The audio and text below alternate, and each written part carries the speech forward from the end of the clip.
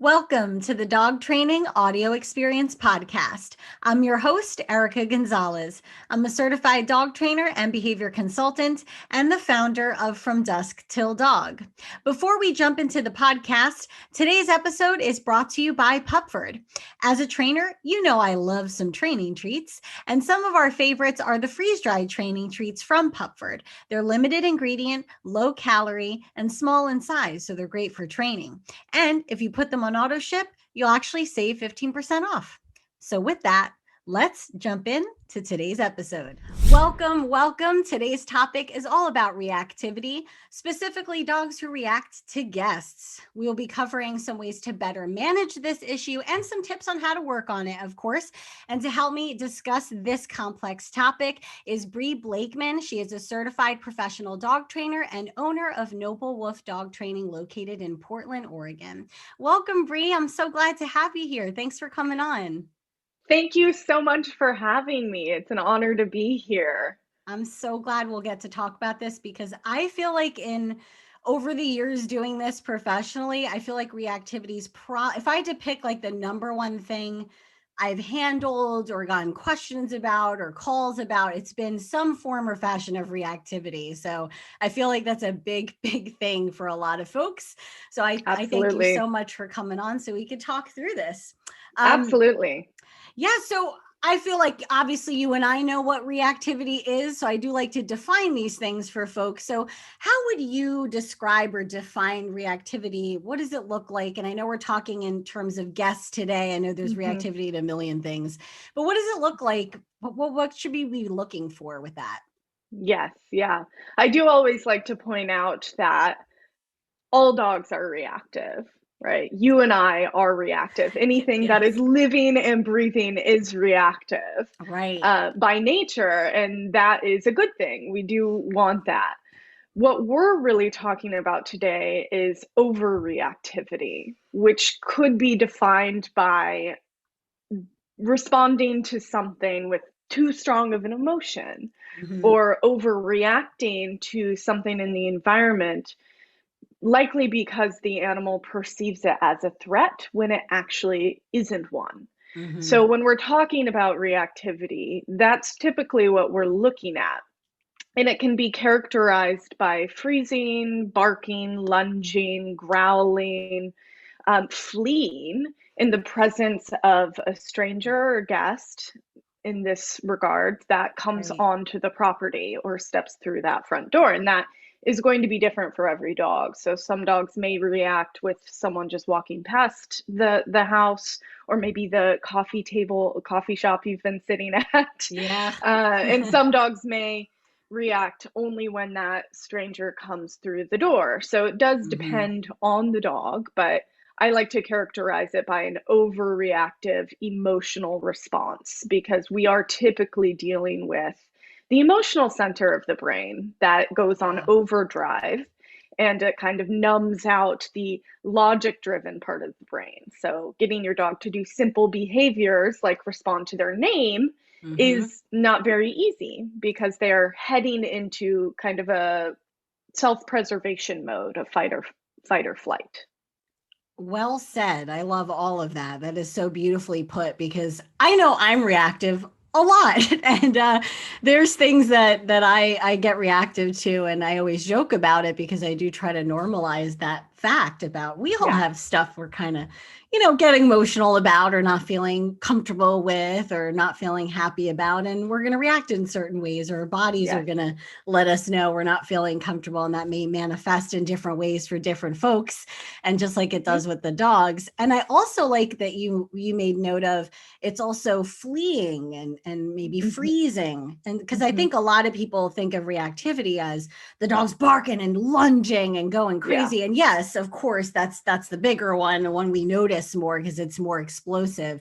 But these other more subtle things, I guess subtle to us rather, I'm sure not to the dog emotionally all the time, but they can be more subtle and grumbling or low growling or moving away and things like that. So I'm so glad that you brought that up, because I know I've seen a lot of dogs that are maybe not at a level 10 of overt reactions, but I can see that they're uncomfortable and they are reacting to something emotionally. And I know if we don't address that appropriately, that perhaps it can get to a now we're lunging at the person and barking and growling and all of that stuff. So I think it's important to make note of those Exactly. little ones. Yes, and I think that is one of the biggest. I know we'll be talking a lot about what we can do to help them, but I always Hmm. like to say to my clients that our first step is to become observers and to become really observant of our Yes. dogs and their body language, because our ticket to success in helping them is in seeing those subtle cues that they are Mhm. giving off, because the reactivity is typically a result of those subtle cues being missed. Right. And we do this too. So if we're trying to communicate a difficult topic to someone, maybe that we care about, and we're not feeling heard, we have a tendency to escalate our behavior too. And True. so that barking, lunging, growling is at the end of the escalation. It's their last resort in Hmm. that context, where if we can catch them exhibiting those more subtle body language cues that indicate that they're hitting what we would call their threshold, or Right. that moment where they're going to boil over and have that episode, that's where we can start to change the behavior patterns. And that takes a lot of patience, time, humility, and also Sure does. making sure that we're not taking their behavior personally. Because if we're taking their behavior personally, or we're getting embarrassed, which is totally valid, Hmm. it does make it a lot harder to objectively observe what's happening there. So, Right. I do think a lot of people, and like you said, understandably so, they do take it very personal. They feel embarrassed, they feel upset. It's a lot of emotions going on. The dog's getting emotional, we get yes. emotional.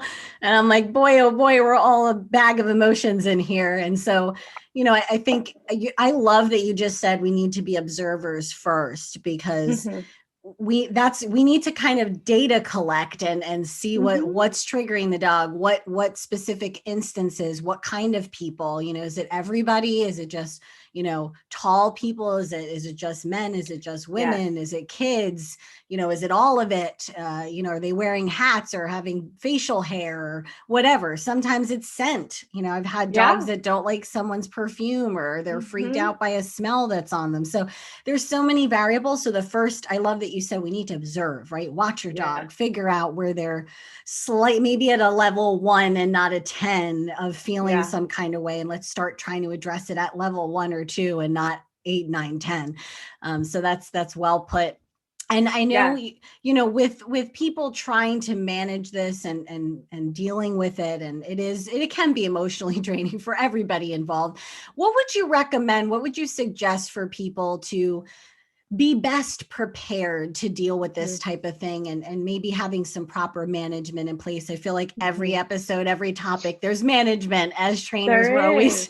we're always honing in on some management first. So how can we be prepared and manage this before we go into hands-on training stuff? What are some best practices you would say?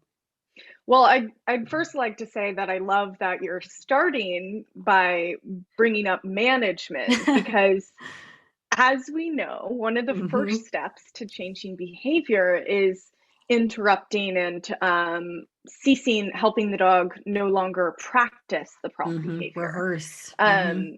The rehearsal of that, well, first of all, I should say that most dogs who are guest reactive are already going to have had rehearsed that behavior to some Right. extent.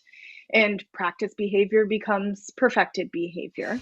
But I think it's really important for people to know that when the dog is reacting to their stressor, we actually get a bit of wear and tear on the body and organ systems, which can also equal reduced optimum health and therefore increased sensitivity to the stressor. And the cycle itself becomes really addictive. Yep. So the dog starts to become hypervigilant and looking out for things to react to. And if we're not really good about prevention of that Hmm. rehearsal, then we could train for a whole year together with the support of a professional and not make any progress, or not make Right. much progress.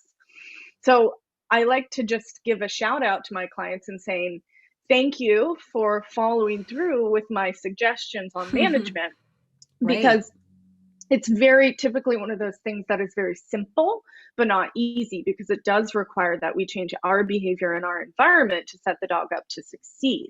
So right, that might mean the easiest answer is don't have guests over to your house for a period of time outside of controlled setups. Make your right. dog's world really small. There's nothing wrong with going, my dog doesn't like having people over. And if you can Exactly. make that adjustment, and that's the easiest thing for you and your world, if Hmm. it helps you emotionally as well, there's nothing wrong with saying my dog's world needs to be small. And so maybe that management looks like, well, we really do want to have some guests over. We want to have our housewarming party. My Hmm. dog does really good at doggy daycare, so I'm going to take my dog to daycare when Right. this party happens. Or maybe we go to grandma's house. Hmm. Or maybe you're having someone come fix your plumbing, and you have a dog walker that's befriended your dog. A lot of guest Hmm. reactive dogs are fine with their dog walker. Have the dog walker take them out, so they're not in the position of rehearsing that behavior. Sometimes you get easy. I won't say that it's easy. It's never easy, but some dogs you get the option Right. of being able to put them in another room with Yeah. a puzzle toy, or with a licky mat or a Kong, some enrichment toys that I'm sure your listeners have heard of before. Yeah. So sometimes that's an option as well. But in general, using crates, if your dog is crate trained, using baby gates, putting the dog in another room. Hmm. Um, and it can be as simple as putting privacy film up too. So if you have a Love dog that. that's barking at people, walking back and forth. I mean, I live in Portland here, so telling people to keep their blinds down on a sunny day is really Yeah. not fair. Okay, because Yeah. we need our vitamin D here. We need So some sun over there. so you can get privacy film that allows the light to come in and, Exactly. fill your soul, and also restrict um the view to, to the street as well.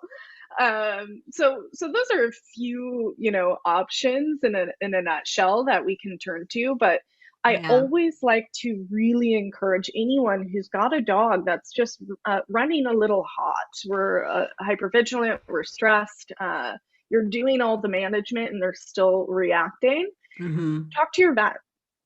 Go to your Yeah. vet and ask them, even on the most basic level, are there any calming supplements that I Hmm. could integrate into my dog's meals that might help bring them down on this stress scale? Because if we're always functioning on like high drive or high alert, and we're in Yeah. what we would call more of that yellow orange zone all the time, again, you can't restrict access to noises most Right. of the time.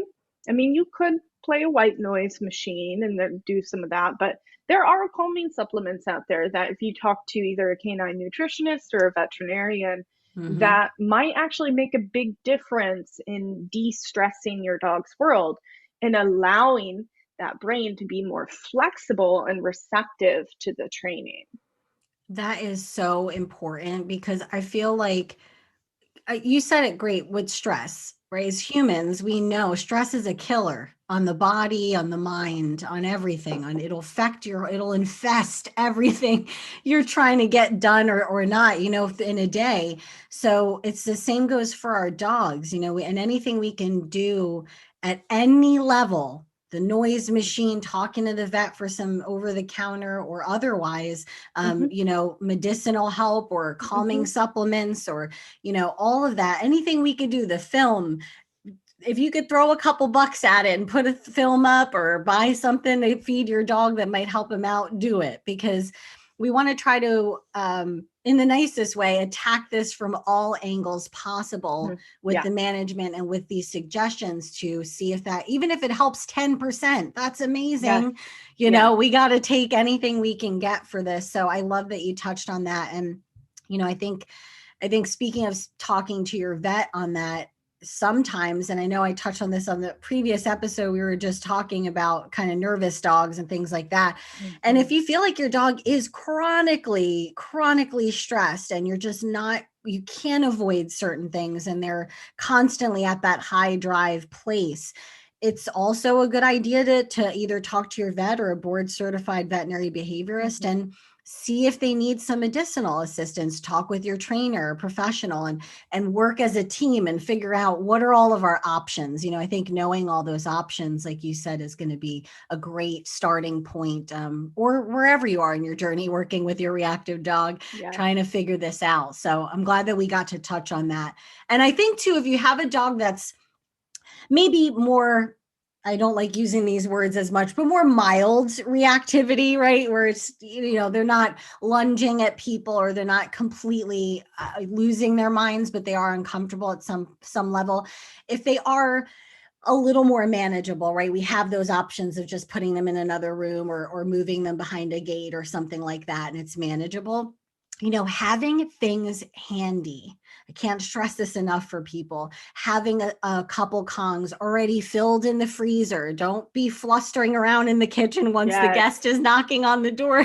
Yes. You know, so we need to have, you know, have that puzzle toy filled, ready to go, and treats in some jars around the house, and your leash handy or already on the dog so you can just walk them over nicely where they need to be, and maybe a Mhm. novel toy, all of that. Be over prepared, not just Yes. prepared, be over prepared if you're going to either have a training setup or we might have an unsuspected, you know, guest at the door and we have to move our dog quickly. You know, and you touched on this. I just want to throw this in here as I know I'll forget. I Yeah. have a lot of clients, and I don't know if this happens to you, but I have a lot of clients when we first start working that I find out that because they're not aware, I don't blame them at all, but their dog is a little Certainly. weird with guests. And they're Yep. kind of part of why they're calling is they're starting to realize this. But they've gotten to meet a lot of the plumbers and the electricians and the Mm. lawn folks coming by and or the house cleaner person or whatever. And Sure. I don't know. I just want to say my opinion. I don't really like dogs meeting these people. Yeah. I think we should just be avoiding that. You're not friends with Yeah. them. I mean, if you are, I Yeah. guess we can work on it. But I my dogs have never met a plumber or an electrician Yeah. or any of those people, the pizza Mine delivery either. person, none of them, right? Not even my excited, overly Yeah, excited greeter. We just don't do that because I don't want exactly. them reinforcing her for jumping all over them. There's a lot of different reasons to not Right. really do these uncontrolled greetings Right. with these Right. people. It's just it's too much, it takes too much energy for me. I mean, call me lazy, but I just don't see any value in it. Agreed. I'm like, I have no desire to work through this right now. And all It's just that's going to not happen. important. Yeah, it's really not. Exactly. So I did want to touch on that because I get a lot of, I think people don't realize like we really don't need to be doing that. And as Yeah. us as dog trainers, we're recommending you really shouldn't be. Just put your dog somewhere, let the guy come in or the person come in, and then move on with your lives after that. There's a lot of freedom in that for people. It's, Right. not every dog has to be Lassie. Like, there's Yes. this idea that every dog should just fit this picture perfect idea of the most wonderful family dog that can tolerate just about anything that's happening in the world at any time. And that's Right. totally unrealistic. I know I Exactly. can't function that way. And Uh I think huh. it's time for us to continue debunking these myths that dogs Mm-hmm. are supposed to behave in this one set way under these variety of different circumstances, and giving people permission to just go, yeah, your dog doesn't like that. Just Let's just opt not out. do that thing. Yeah. Oh, I didn't know that was an option. Yeah. Wonderful. This I is feel so great. much better now. And I'm like, and now you don't need to hire me for any more sessions. It's Yeah, like, right. and with the caveat that if the dog's dangerous, right? Of If we have a course, bite right. history, if there's a possibility of management failing and actually harm being inflicted on someone, Right. that's a different story. We do need to definitely be working on that. And then also with a caveat of, If you're just putting your dog in another room and they're barking their head off because they're super stressed, that's Right. also not what we're talking about. Right. There's definitely, but if it's a dog that just, it's fine if you just put it in the backyard, Right. right? And they're like, cool, I'm in the backyard. Hmm. And you can avoid that stressful interaction altogether. That's what we're talking about here. Right. Do it. Right. That's Yeah. great. There's your answer. Yeah, opt out. You can opt out Yeah. and not have to address it in that moment anyway. And I love Yeah. those caveats too, because behavior is so complex. And for anyone who's listened to this podcast knows that I'm constantly going, this is just one angle, is just kind of Mhm. one, we paint things with a broad brush when we talk about these things, because when working with clients, and I know you and I have both done this with people, is sometimes I'm working with people over weeks and months to work through Yeah. certain reactivity cases, and sometimes they're taking that training even longer. It's not that Yeah. now they're all done and we're ready to go. Yeah. I feel Totally. like it could be a lifestyle with certain dogs of just Yeah, like with absolutely. us. Yep. I live with anxiety. It's a lifestyle. I try It to is. minimize Yeah. it. I try to Yeah. avoid triggers just like we do with dogs, but it is natural, and it is the exception to the rule and not the rule that dogs are like Lassie. Yeah. Are there Exactly. dogs like that out there in the world somewhere? Certainly. Sure. That's great. But most dogs are like most people, which is we have Yeah. issues. We got stuck. We're all working on something and we're all We're trying to, complex. yes, we're complex. Exactly. There's many layers to us. And So, I would like to add with this little section here two things. One, yeah. bouncing off what you just said, it looks like most dogs out in the world are that patio dog. That's because those are the dogs that can be out doing that. That's Hmm. probably about 10% of dogs in the world that are just chilling on the patio, Hmm. letting the baby come up and pull on its ear without an issue. Hmm. That's a very small percentage, just that those are the most visible dogs to us. Right. So that's one thing I would like to add. And then the other thing I would like to add is when we're talking about management and you know, sandwiching that in or layering that in with some behavior modification. Hmm. Management isn't the solution in most cases. It's just a Right. stepping stone, right? So we're talking about de-stressing your dog's world so they're not practicing that behavior. And the goal should be that eventually, after doing some training with your dog and figuring out what works best for your family, then we can start to broaden your dog's world a little bit and peel back some of that management. So Hmm. it's kind of should be looked at as a short-term sacrifice for a long-term gain. Beautiful. Yeah, management's a Yeah. part of it. It's not all of it. And I think that's Yes. that's I'm glad that you said it like that, because, yeah, the management might be a part of it at some level. We want to Mm-hmm. might avoid patios or outings. Maybe some Mm-hmm. dogs will never be able to do that, but Mm-hmm. we do want to, you work with somebody, hopefully hire a professional, to work with you and start expanding out slowly. But it's like learning, I Yes. forget who said this, but it's like learning how to swim. You gotta Yeah. maybe avoid the pool initially, and then when you feel up to it, you dip your toe in, and maybe Dip your toe in. we take on the first step and see how the water feels, and then we move down to the 3 foot Yeah. and so on. But if you dive into the 10 foot, we're all going to drown. So we Yeah. have to we have to make our way. We got to make our way slowly. So I'm glad that we got to touch on that. Thank you for that. And Absolutely. and talking about kind of expanding and maybe trying to open up areas where we can start to work on things. On that note, and again, with kind of the guests coming in, honing in on that, there, what are one or two, or maybe more if you have some, what are a couple tips or techniques people should consider trying if they are dealing with a Yeah. dog that's reacting to guests? What are some things they can maybe start with? Yeah. So I'll start with what I think is like the most easy approach Mm-hmm. for many people. That being said, it's not always going to be the most effective approach for every dog. Right. So that's where hiring professional help comes in. But, Mm-hmm.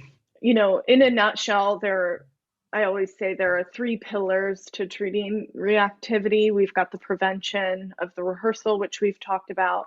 We've got rewiring those associations. So that's what we would call our counter conditioning and desensitization.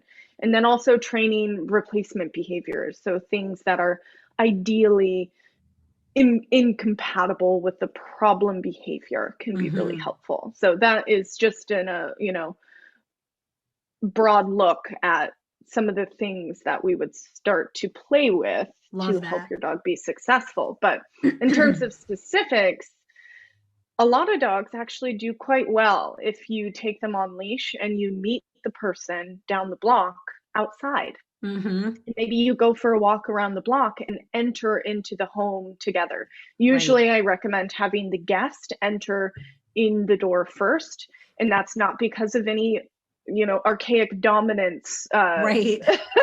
You first. alpha You're the theory. Yeah, best. yeah. Yeah. It's simply because it allows the person who knows the dog to Mm-hmm. control the distance from that Right. guest. So in the beginning, until we know what the dog's history is with this method, we should be creating a bubble of safety around that dog, and that bubble should not get popped.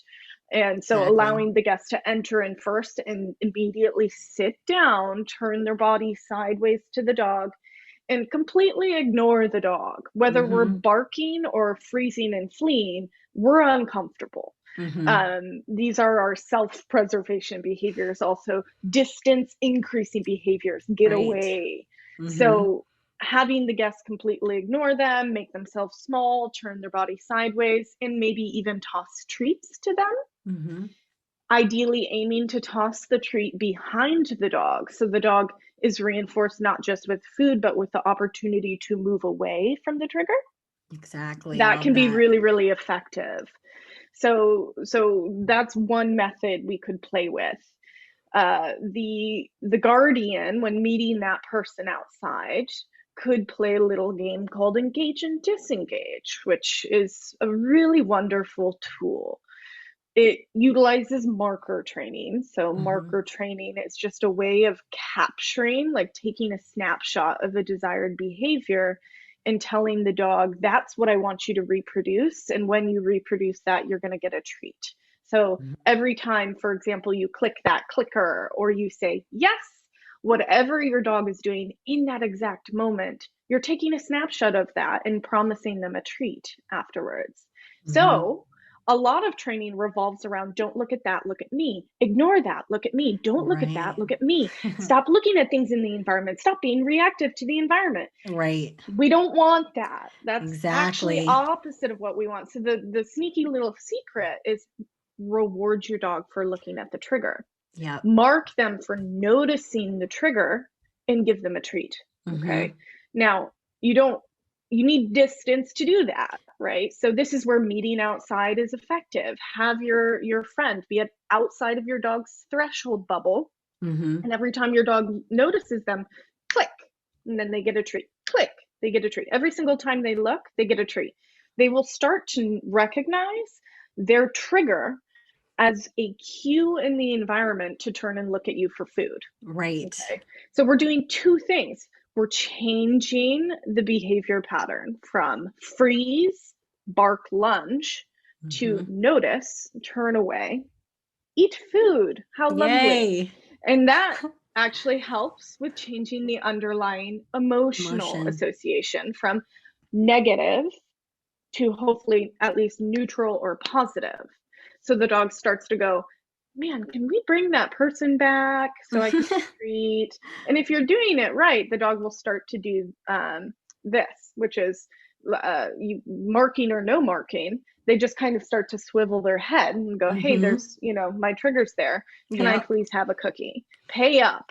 Yeah. So that can be a really effective tool because timing is really crucial with our reactive dogs. They That's can go right. from 1 to 10 in a blink of an eye. And so that's the first mistake I see many people make is getting too close too soon Right. and not getting the treat to the dog quick enough. Because if we can mark them before the barking happens, you're telling them, yeah, look at that thing without barking. I like when you look at that thing without Yeah. barking. So that can be really effective. And then you would slowly close the gap, walk into the house together, and then the guest starts tossing the treats. And now we've Mm-hmm. got a whole new association being built. So that's the Love first that. thing I would recommend. I before we go into the other one, I want to point something out that so I love those methods. That's something I had to do with Freddie a lot. He's reactive Mm, to other dogs and things like that. So by the way, yep. this works across the board, whether your With dog dogs is too. reactive to humans or otherwise. But I loved doing that.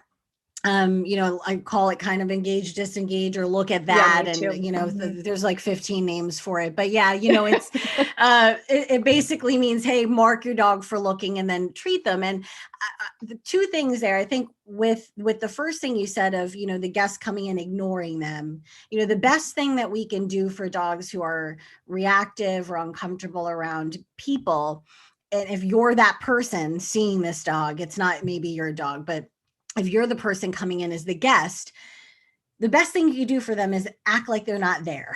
Is Yes. literally act like the dog's not around no matter what they're doing, because the dog doesn't want that attention right there. So the more we try to coax them, I think people mean well, but they start They going, do. it's okay, it's just me.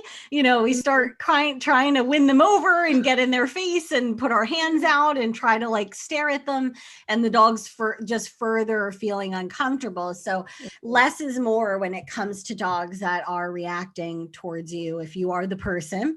And also, when we're tossing, the second thing I wanted to say on that was when we're tossing food, keyword on tossing, if the guest is Yes. tossing the food, because there is another little myth like where it's, stick your hand out, let the dog sniff you, or even just giving food directly from your hand. And I use the analogy of it's kind of like a creepy dude in a van trying to give kids candy out of it. It Yes. really can be like that. Like, I kind of want this lollipop, but I'm feeling really uncomfortable about how I'm getting it. But I do Yeah. want it though, but I don't know. And what do I do? So I feel like dogs, it can poison the food and make the food kind Yes. of not a good thing now, because now they gotta, Untrustworthy. exactly. So you can make a lollipop bad in certain contexts like that using the human analogy. So make sure that your guest, if you're practicing this, is tossing. And that's why I love that you said behind the dog, so the dog can move away and then see if they want to reapproach in any fashion. So distant, some distance with the food as well, and not trying to give it from your hands, because I've had people do that obviously before working with me, and the dog did come up and get it, and now you have an empty, awkward hand sitting there after they've eaten it, Yes. and they might get a little snappy or get uncomfortable. So just be careful of that. So I'm glad that we touched on that, because if you're ever unsure, hire somebody, of course. We're giving tips, Just but do. hiring a Yeah. professional is worth every cent. Oh my God. And I will say a couple things on that. Yeah. One, it's so hard to train your own dog on Mm-hmm. your own without support. Right. I hire professional trainers to help me with Yeah. my dogs because I'm so biased Right. and way too close to it. And it is personal, no matter how much I fake it till I make it, Mm-hmm. it does get emotional. So hiring Sure. help is just when you can do it, it's just so takes such a weight off your shoulders. Oh my God. So true. Um, and then the other thing I was going to add in there has left my brain. That's okay. It happens to me all the time. Where did it go? I I know. always Where does wonder. it go, right? It must go in Where does some it little go? bucket somewhere. I have a filled bucket of lost thoughts somewhere back there. It'll be So so fun to find that and just sort through and the see what was lost bucket. there. I know. I wish I could access it and see all the things I missed. I'm Um, sure it'll come back if it was important. oh yeah. So Well, throw it in whenever it pops I back will. up, I'll if just it go, does. mic drop. Okay. Yes. But yeah, I mean, I think, and I want to touch on that because, we're talking about distance and meeting outside and, tossing treats behind and moving away, and Hmm. distance. Oftentimes, I know as trainers, we tell people this: distance is your friend, I always Yeah. say to folks. So we often hear that, and people know, okay, I need to have my dog under threshold, but some dogs need to be, I've had dogs that are legit football field length away Yeah, from me too. something and still Hmm. reacting. You know, it's like, oh Yep, boy, me too. we're in for a challenge. So when it comes to reactivity to guests, you know, if somebody is in a smaller apartment or condo, or, you know, we just can't avoid, or they're coming out in a tight space, in a Yes. hallway or whatever, you know, where distance might not be an option, this happens for folks. So when it comes to reactivity and the distance issue, what happens if adding distance is not really a An possibility? option. Yeah. Yeah. What would you Yeah. recommend? What are some things we can do there? Because This that's a is such sticky a situation. hard thing. Yeah. And this is, it kind of excites me because I'm like, ooh, the impossible. What can we do? Yes, the Um, challenge. it is, but I totally recognize, like, when someone's like, oh, my dog can't see any dog at any distance. They just Hmm. immediately lose their brain. And I come in and I'm like, well, you're too close. Hmm. Like, that's very frustrating. I totally Right. get, oh, you Right. need to get further away. It's like, how in the, Yeah. how How do I do that? far? Be on Um, another planet. yeah, kind of. And then for our people who live in apartments, bless your heart, I mean, we live in a society where we have all these dogs that are Hmm. bred for a specific purpose that is completely extinct. And we're Yep. stacking dogs on top of dogs on top of dogs. And by the way, they're not really pack animals. And there's nothing natural about putting two dogs who don't know each other in a home or in an Hmm. apartment complex. And so there's so many things we True. could get into there. But when distance is not possible, especially again, if you have that dog that's reacting to the walls because they're Right. hearing people in the apartment, this is where you really, really want to get in with a veterinary behaviorist because this Hmm. whole experience they're having, it's not an obedience issue. It's not a manners Exactly. issue. It's physiological. And when it's physiological, and again, the dog is always losing their marbles on a day to day basis, we need physiological support, right? And Right. I urge you to specifically work with a veterinary behaviorist when you have a dog that's in an apartment because um, our veterinarians are amazing. Our standard veterinarians can do so much for us, but they simply don't have the time to troubleshoot medication with you. Exactly. It's not their wheelhouse. A good veterinarian will say it's not their wheelhouse. And a veterinary behaviorist is trained in behavior.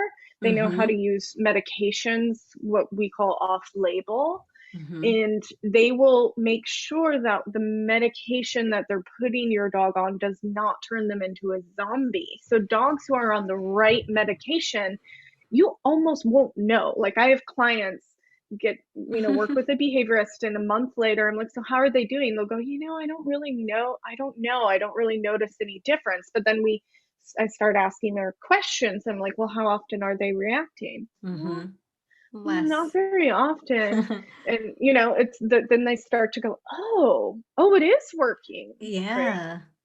And now medication on its own isn't going to, there's no quick fix. It's not, there's plenty Exactly. of studies out there, that you just put the dog on medication, you're not going to see much difference. Hmm. You just work on training, you're going to see some difference, but then Hmm. you're going to plateau. If you put the two together, oh my God, the dog's world can open up. Yes. And you may be able to navigate at least through your apartment to the front door without them having that outburst, so you can get out to do your training setups without them losing their mind, or having already gone over threshold on the way out the door. And Right. in this case, I'm kind of referring to like reactivity out in the world, but Hmm. all the same principles apply. So physiological support, there's it's so helpful. I've worked with clients that were very resistant to going Me that route, and too. then they finally did, and they didn't really need me anymore, and we had to say goodbye, which is Yeah. ultimately what I want. Right. Um, Exactly.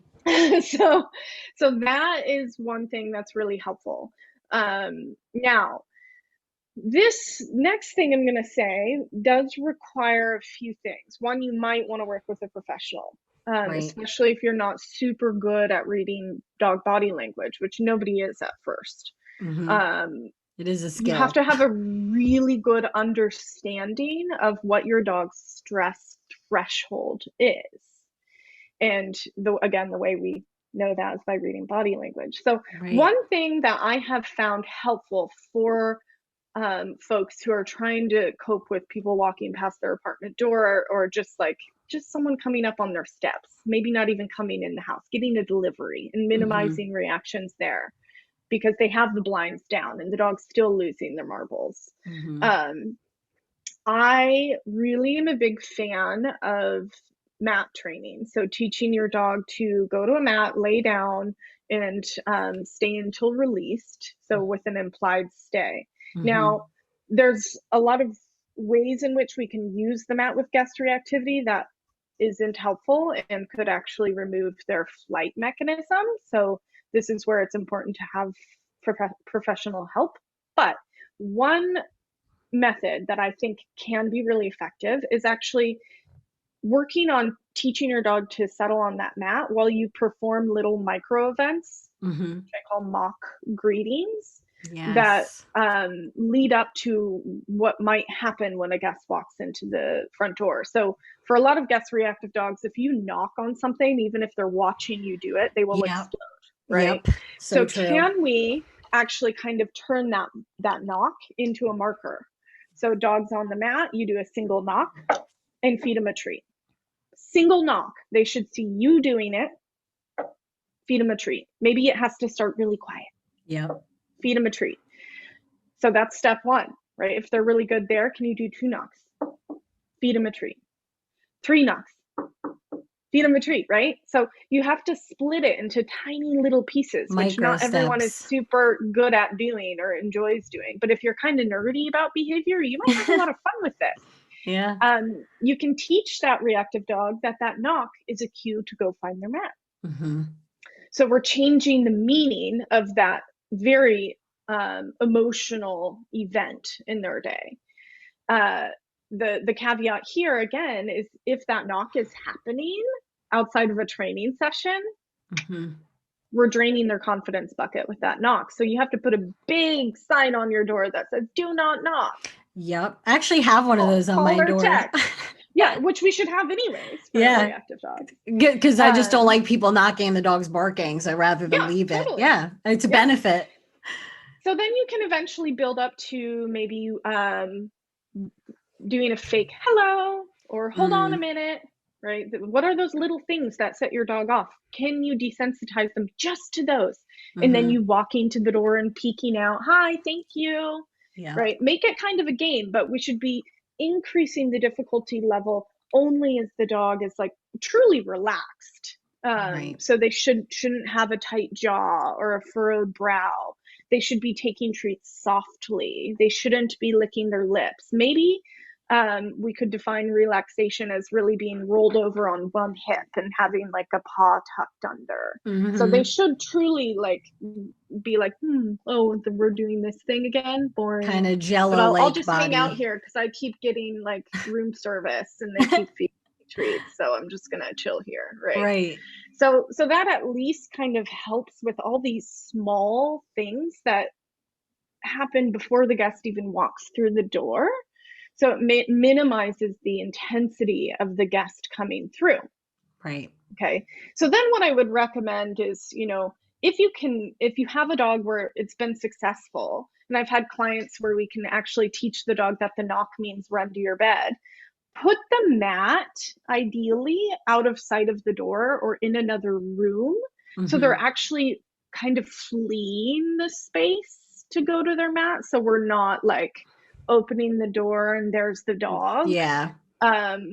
So we're kind of helping instill a little bit of flight. So they're moving away, laying down, and then they're in another room, and you can reward them. One person can reward them while the guest comes in.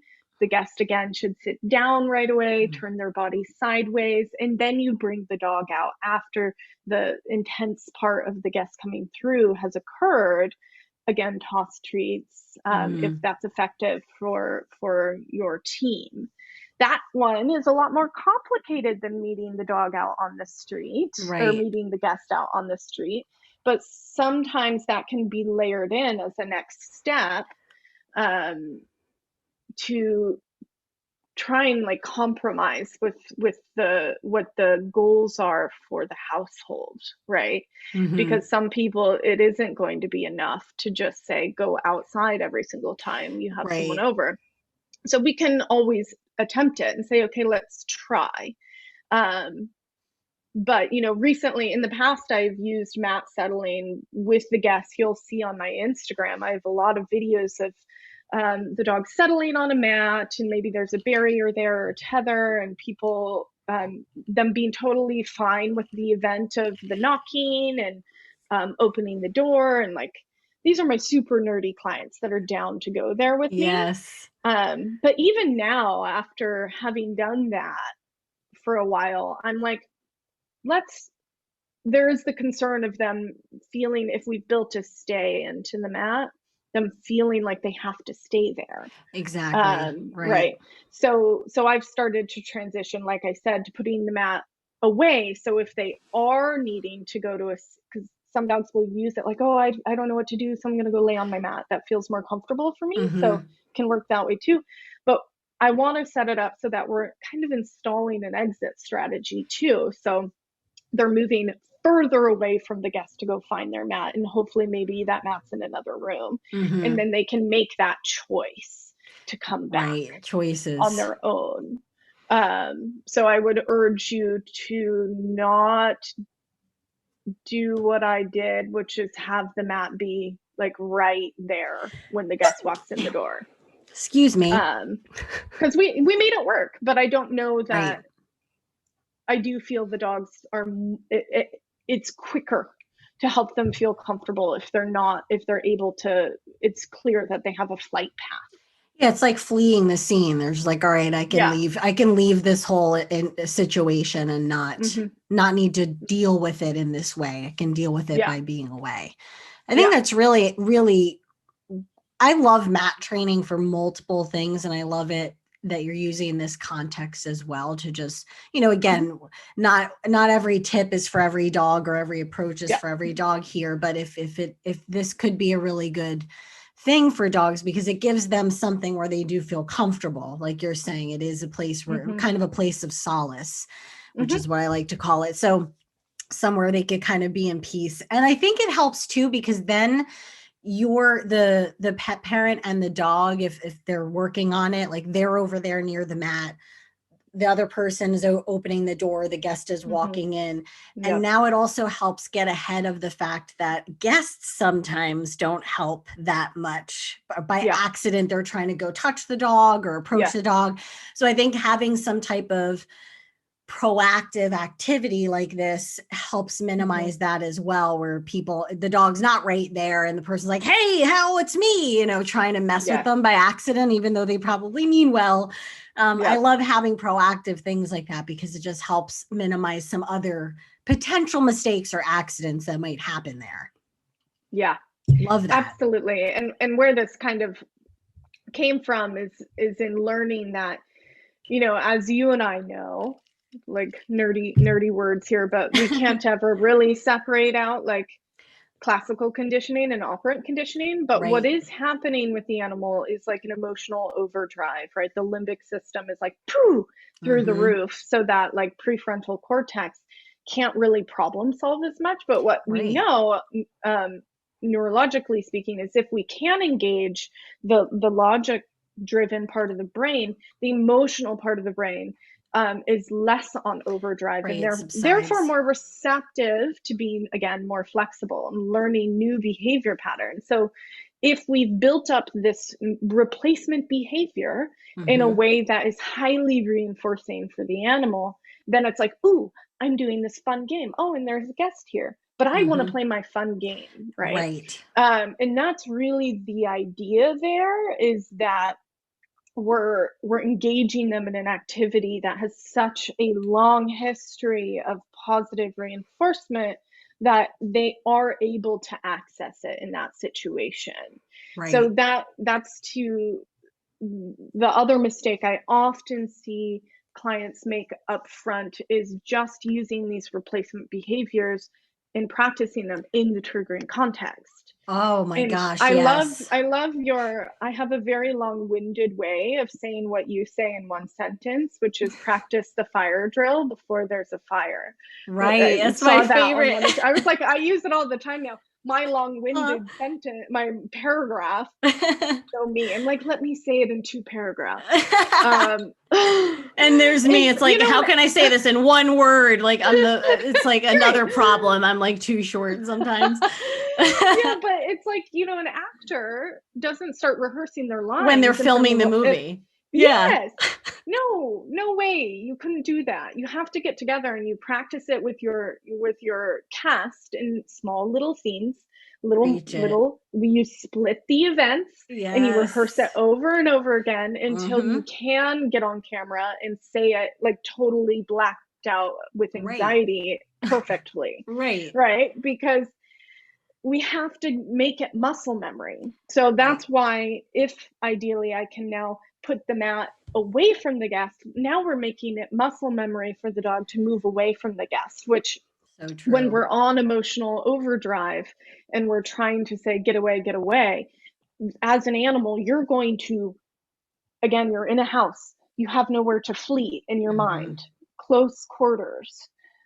So your only option is to fight. So you Right. aggress, you perform an aggressive behavior pattern. Doesn't mean your intent is to harm, but Mm-hmm.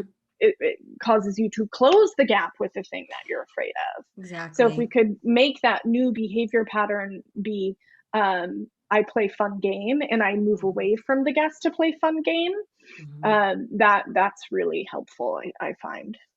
I love that. And yeah, I mean, it's funny because that's something that I think I hear that way, way, way more than I ever thought I would, which is people are trying to use food or they're trying to use a toy or they're Mm-hmm. trying to get their dog to do the behavior or go into the mat, Mm-hmm. but they're doing it while Sally's knocking on the door profusely. And I'm like, whoa, Yeah. whoa, whoa, whoa. Have we practiced this a million times before Sally gets there? Yeah. We need to make this muscle memory. And yeah, I love those analogies, like actors and athletes, like they're not doing their Yes. routine for the first time during the Olympics, they're You doing it definitely don't millions of you don't start times. a backflip by doing a backflip. Yes, At least exactly. hopefully not. Yeah, unless you want to be seriously injured.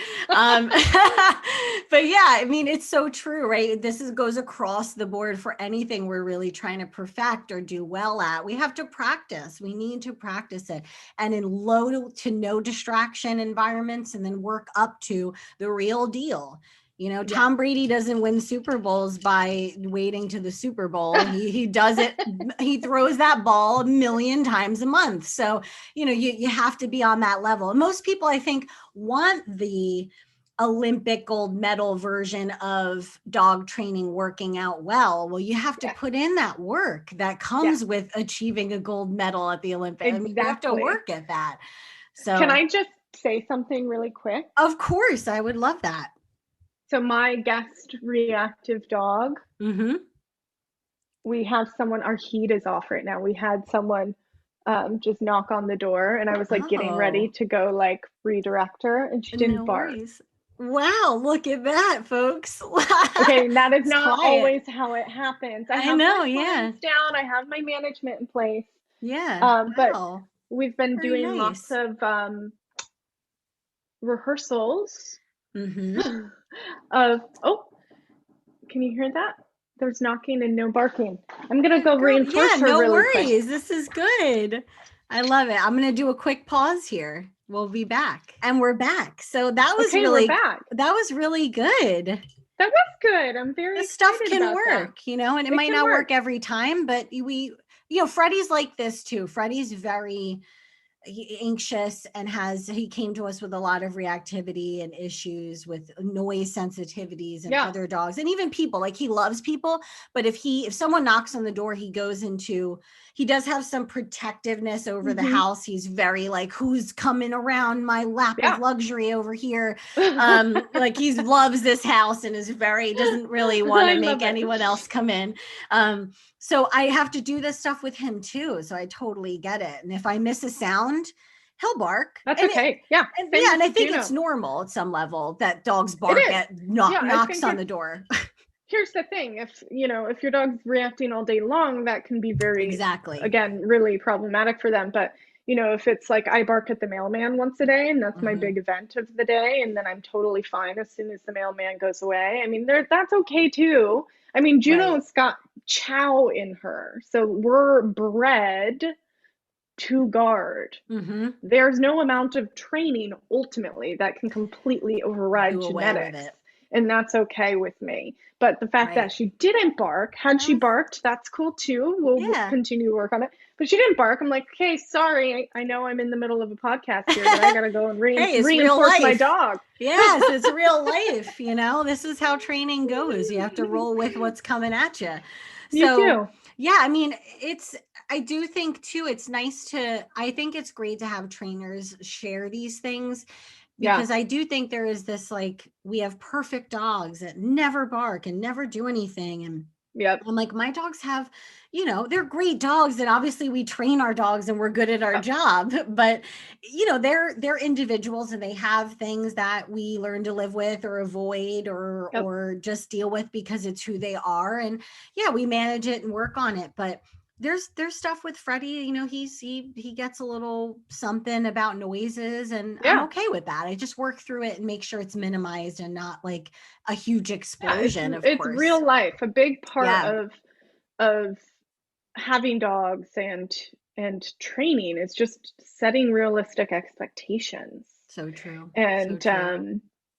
and that's great. That's okay. That's Yeah, life. exactly. And I think too, outside of some of these proactive things that people can do, Yeah. I just wanted to hear from you outside of like management and the training. Were there some other maybe outliers or things maybe people aren't thinking of, even outside Hmm. of what we would think Hmm. of to work on reactivity in general, to further help them in their day to day that you would recommend? Yeah. Absolutely. Well, I will say one more thing that kind of bounces off maybe why Juno just did so Oh good, which is yeah, yeah. after doing the knocking and the performing of the mock departures with some dogs, I've had a lot of success actually putting a Bluetooth speaker outside of the door, Oh, okay. and so now they're not seeing you do the thing. Mm, And this doesn't even have to be with mat settling at all, but like I play the mailman's scanner sound like 5 times a day, and I have lovely. little jars of treats throughout my house. And wherever my dog is, when that sound occurs, I do a little scatter of treats. Love it. Um, and that and same thing, record different kinds of knocks. I've like recorded NPR, so there's just like different voices happening on my Oh, porch. nice. And I will say for some dogs that actually just totally doesn't work. They're just like, yeah, that's a recording. Right. For Juno, it totally works to get that lessening of the stimulus Right. without the real life exposure, and it allows you to practice it in a controlled way many more times through the day, as opposed to zooming with your friend on having them walk up and down your steps, which is something that I do with my reactivity guests. We just FaceTime and I make sounds on their porch. Too. So those Lots of are a couple sneezes other today. graduations. You can level up when your Yeah. dog gets comfortable with you performing the stuff. But so in day-to-day life, though, Wait, real there is quick. a I just yeah. want to say, Bree, because I think this is really great for people to remember to hold on to Okay, what you yeah. just said. I would say make the sounds that trigger your dog. We're basically making them Pavlov's bell. Yes. Like that sound's occurring and then food is coming out.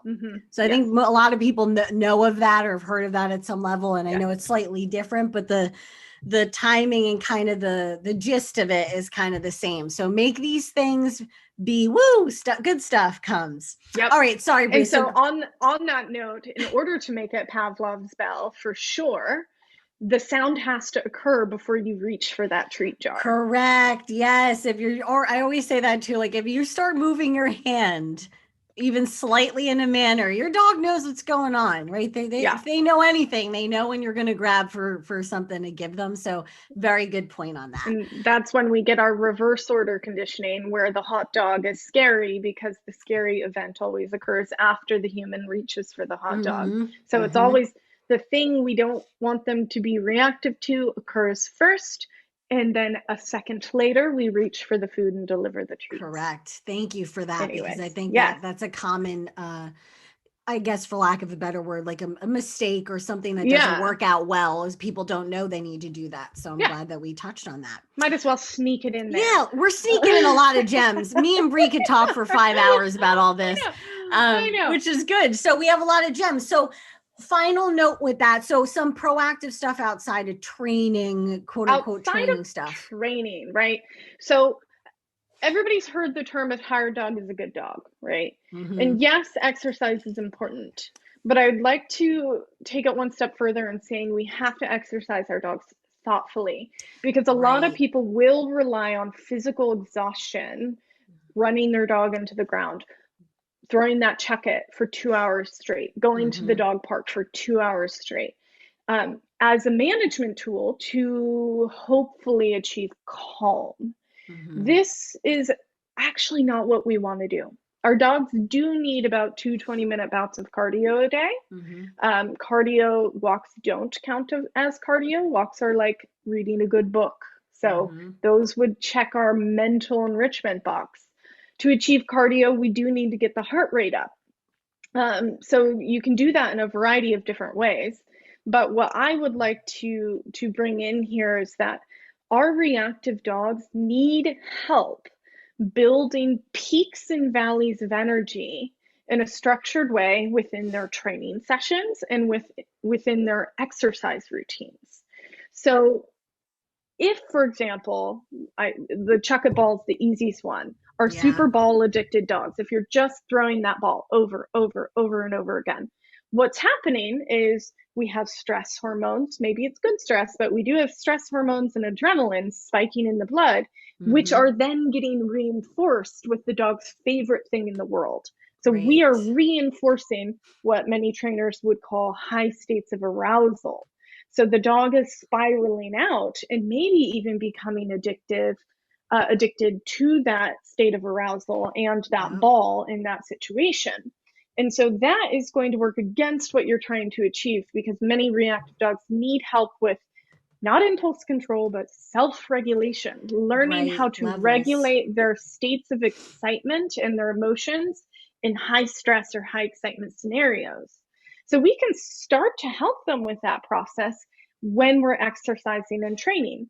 So what I like to do is I like to balance out maybe a few ball tosses with practicing like a sits day, or practicing a relaxation protocol where I'm actually asking the dog to reel it in and access an off switch, so that we're achieving approximations of calm. It's not going to start with them going, yeah, sure, let me just roll over and hang out.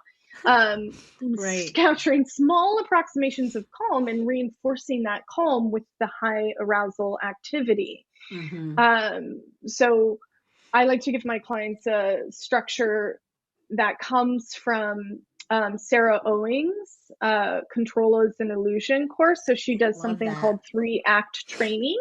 And I do this in just general trainings setups, like even if I'm just trick training, and I do this in exercise. So it's 2 minutes on, followed by 2 minutes off, 3 times in a row. Love So it. your 2 minutes on could be doing some ball throwing, and then we're gonna do maybe Susan Clothier's really real relaxation exercise. We're gonna work on settling for a moment, bringing that heart rate down, reinforcing our dogs for looking away from us. Maybe Mm-hmm. we could bring in a little bit of Emma Parsons' click to calm. So noticing the Yes. brow no longer a furrow, noticing the dog tuck a toe under, noticing the dog yawn or lick their lips or sigh, and Right. rewarding those little approximations of calm for 2 minutes. And then we get to do the fun thing again. Um, It's like you can turning it on and even off, it's kind turning of it on and helping off. So you're them reel it helping back. install that off switch so they know how to self regulate, because self regulation is a skill and it's a behavior. Yes. Behaviors can be taught. And many of our dogs aren't taught that skill because we've heard so True. often that a tired dog is a good dog. And we end up with Mm-hmm. this purpose bred dog who's not got a purpose. Mm-hmm. Yeah. And they're super, super um, high energy, but oftentimes that high energy is just a dog that needs help learning Right. how to chill. And we Right. can teach them that by choreographing or um, yeah, by creating these structured situations where we're doing a thing and then we're not doing a thing You're in a right. nutshell. I love So, that. I think that's really important for people because I think the other thing too is like whether it's they go jogging with the dog or yes. run with the dog, you know, it's that, right? It could be Hmm. they're furthering to reinforce this hyper aroused state, Hmm. as well as sometimes, you know, after they're running with a dog for months on end like that every day, and they think it's good because they're bringing their dog out, and I appreciate Hmm. that. But then they realize that that 3 mile a day run is no longer, we've built up Enough. accidental endurance with We're building an this. athlete. Right. Like Yes. again, Uh-oh. yeah, it's like, whoops, you know, now we need to do 12 miles for this dog to like feel anything about it. So Yes. you just want to, yeah, I think making note of being careful about that. And I do think a dog's needs being met and doing things that the dog enjoys, that might be physical exertion and maybe reading a book and like a decompression style type walk or a sniffy walk, you know, those are all going to be components to help certain dogs. And to go off of that too, I think some things outside of training, helping your dog be able to cope and go through those levels and kind of turn it on, turn it off, super important. And then I Hmm. also add in, you know, hey, let's make sure that we're giving our dogs daily enrichment activities to Yes. do. And, you know, if we can do some sniffy walks, that's great. I love doing those with my dogs need that every day. Lord knows they let me know if we don't get to it that occasional day where it's a little rainy or whatever. They definitely look Yeah. at me like, we didn't go. Yeah. We've all gotten that look. So I think another thing too, for not every dog, but I think for a lot of dogs, this can help if you do have a dog that might be a little bit quote unquote high energy or might even be hyper aroused a lot of times Yeah. during the day for whatever reasons, having some destroy toys. So some of the vet behaviorists that I work closely with on cases and stuff, like we're very big with the destroy toys. Now this is not for every dog, because then I have the people come at me like, my dog's going to eat the cardboard. Like obviously if your dog's going to eat it or Yeah. try to swallow, obviously this might, we come up with something else. But you know, destroy toys. So letting your dog rip up a box or letting your dog, you know, push around an empty water jug or I something that you love that. love destroy toys. So I feel like that lets out some of that, like, I'm going to do all this stuff, but you do it on an appropriate thing. It's kind of like those weird, I don't know what they're called, those rooms that they have where you go in and you smash things. I Yeah. forget what that, it's like a thing now, you know, it's like go and Oh destroy my God, things, right? amazing. We pay people to go into a room and destroy stuff. You know, it's like unbelievable. But we all need sometimes just an outlet to kind An of let it outlet. out, right? Yes, So, and absolutely. enrichment and walks like that and destroy toys and, you know, making sure we're meeting our dog's needs. And I think Yes. observing back to going back to observing your own dog, figuring out what your dog likes based on their personality and their breed and their size and the things Hmm. they really enjoy, and trying to structure a day or a week of, okay, what kind of enrichment are we giving our dog this week and this month. Yep. And I think planning is such a big thing we do as trainers for our clients. But I think a lot of people, even if you're not going to hire a trainer and you're trying to work through this at home, sitting down and actually having some type of plan. We do it for work, we do it Yeah. for projects we're trying to work on. We sit down and look at a week, print up a calendar and say, okay, what days are we doing little sniffy decompression style walks? What days are we going to Yep. be practicing these relaxation protocols? Having a plan, having your family on board, getting some consistency is going to be key. Absolutely. I love both of those points. We've got to satisfy our dog's like core needs. Right. And I like to break down those needs. Every dog has different needs, but my big list of what is a species appropriate canine need should involve sniffing, potentially dissecting, potentially digging, chewing, chasing, and for a lot of dogs, social contact. So that social contact may be just with people in their close circle. That may be a dog social dog. Mm-hmm. But we do have to figure out what those core needs are and meet them accordingly. And then when it comes to having a plan, one thing that I like to tell my clients is if you're a super busy person, or if you're anything like me, we'll just say, I don't do very well with having on Monday, I'm going to do this, on Tuesday, I'm going to do this, a structured plan like that. Because what Mm-hmm. happens is if I don't achieve those things, there's this long, cycle of guilt Yeah, I of didn't get looking to at that and it. seeing everything I didn't do. So that's not very Yes. reinforcing for me. So instead, I make a little master list, like a chalkboard of all Love the it. things I would like to work on with my dog. And then I just have a dog calendar where I put in what I did do. And Love that's a that. lot more reinforcing for me because I can go, look at all the things I did do. And then That's I start to great. go, I haven't done map settling in a really long time. Maybe I should start integrating that. And I find that's a little more guilt-free of a I way love that. to kind of check that box. And then the other thing that I've been getting really into is something called habit stacking. Have you heard of that? No. You So, right, mean, all of these behavior training methodologies work for us too, right? So, oh yeah, if we can chain our own behaviors so that, after I I brush see. my teeth, I Uh-huh. always work on nose targeting with my dog. You Or incorporate it into your after, day, yeah, like make it a you stack it routine. against something that's already well ingrained in your routine. So, I'm always going to get up and make coffee. It takes 4 minutes for that coffee to steep. I can definitely stack in training my dog for 4 minutes Four because guess minutes, what? yeah, 4 minutes is almost too long of a for training sitting. Yep. session, Mm-hmm. right? I So, love how can that. we stack in training into our Mm-hmm. own predictable Patterns there. patterns?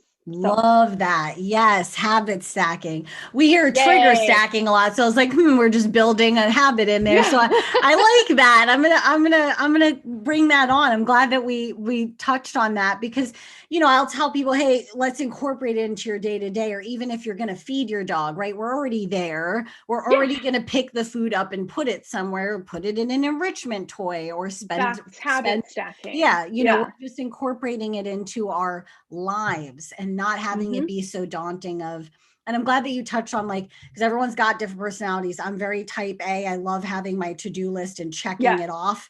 Other Yes. people that might make them feel bad if we don't get to all of it. And I'm glad, just like with dogs, we're all different, right? So there's Yeah. so many ways you can approach this. Find what works for you is the takeaway from that to Hmm. make sure that you can stay consistent with it in some way. So I'm so glad that we got to add that in here at the I end. know. And Little nugget. yeah, little nuggets. This filled with nuggets. And I think I want to leave us with one last thing about all this reactivity stuff and having, some of these things that can be somewhat daunting at times and emotionally triggering for us. I know when Yes. Freddie was stressed with certain things, I was very stressed because I felt so bad for him and I wanted it to be better. And I went through some of those emotions that I know we all have as trainers, whether it's with their own dogs or clients' dogs or both. We Both. were Yeah. there feeling it with you. So I think sometimes we just need to meet our dogs where they're at, and not every dog is going to be cured, quote unquote, from No. activity. I don't feel like most cases I've seen anyway are going to be like some disease that we're curing and now we're never going Mm-mm. to worry about it again. Like with any anxiety and stress and triggers, just like in people, you're learning how to better live with it. It's not that it Mm-hmm. completely goes away. Like there's not a day where I'm going to never feel anxiety ever again. We just learn how to work through it and work better and try to avoid having those things from happening, but they're going to happen. So I think meeting your dog and kind of just sometimes not feeling like we have to fix every tiny thing and just Yeah. being okay with, okay, my dog is reactive or nervous around guests and maybe we'll get it better. Maybe we'll get it a lot better. But if you've Yeah. exhausted everything, don't feel disappointed or at a loss. I would just try to get someplace where you're accepting your dog and saying, hey, I have stuff that I'm not 100%. We're at Mm-hmm. this percentage and that's good enough. And we've done all we can here. And this is how we have to kind of live. So I think sometimes, it's a lifestyle having a reactive It dog to is. certain things. And I think that's okay. So I like to Yep. normalize that at the end here to say, I love hey, that. this is okay. We're all dealing with something and we're all trying to continue to just live, and try to be as Yep. best as we can. We're all doing our best, our dogs included. Yep. We're in relationship with our dog, right? So Yes. the moment we bring them home, and no relationship is complete without compromise Mm-hmm. and two-way communication, and that isn't always going to fit into our ideal, you know, prefabricated idea of what that relationship should have looked like when we brought that dog home. It's Right. whether you have a reactive dog or not, there's always going to be some compromise and adjusting of expectations. And I find that those who go there end up having a deeper relationship with their dog and a deeper understanding of not Agree. just their dog, but themselves, and how these tools can carry over into their lives with the people they live with. So Yes. These I love skills that. work across the board. That is so Yes. true. I know Karen Pryor touched on that a lot in Don't Shoot the Dog. Is just these Yes. positive methods and just kind of working with our dogs can really help us across the board with other relationships with people and so on. So glad Yep. that we added that in there. And Bree, this was great. I mean, this is jam packed. I'm so glad we got to cover on all of this. Me And I know we could do too. 5 more episodes on reactivity. Oh my So God. so it's such it is a beast of a topic, but I'm glad It that we were is. able to give some nuggets and some pieces of advice to help those. For those listening, where can they connect with you online or otherwise? Yeah, yeah. So I am very active on Instagram. You can find me at Noble Woof on Instagram, and that's like woof, the sound a dog makes, not wolf, the animal. So Noble Woof. And I also have a virtual community. It's noblewoofnetwork.com. So I just launched that about a month ago, and it Awesome. functions kind of like a Facebook group without all the noise. And there are also subscription levels. So it's kind of like a Patreon in that way. Yeah. But I'm really most excited about the free base level because it's a place where we can all come together as like minds with the same goals and the same, perspective on training. So you don't have the trolls, and you also don't have the misinformation of people meaning well and giving really backwards Yeah. advice. So it's an intimate little group, and it's I'm having a lot of fun with it. So you can Nice. definitely find us on there. And then in Portland, noblewoof.com is my coaching platform, so in person and virtual coaching. And then I just started a TikTok, which is very overwhelming. These kids with their Yay. TikToks. I'm like, there's Oh, so many options on here. I'm so in love with How do I do TikTok. this? So I just started, I'm Nice. playing around with doing stalking dogs at the dog park and filming dogs playing so we Love can it. break down dog body language. So it's Love it. canine communication. We'll see if it keeps going because I kind of have a lot on my plate, but I Oh, like I the idea. know. Yeah. Hey, I know I consumed for a while before I did anything on there. I was just like, I'm gonna consume all of this for a bit. It's It's a pretty lot. cool. It's a cool platform, It but is really cool. Oh, that's yeah, great. so that's me. That's where you can find me. And I would love, Awesome. always shoot me an email to Brie@noblewolf.com. You can find me there as well. But yeah, Great. Well, thank yeah. you. And Bree, I really appreciate your expertise on all of this and bringing Likewise. all of all these tips. I feel like this is jam packed with a lot of information. So I'm just thrilled you were able to come on and taking the time. Thank you so much for being here and for bringing all of your expertise here.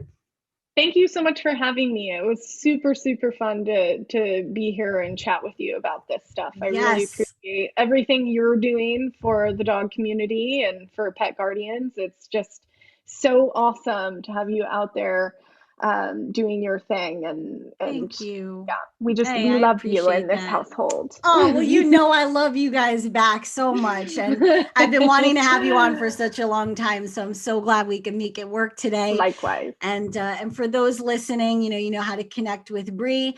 And as always, treat yourself and treat your dogs.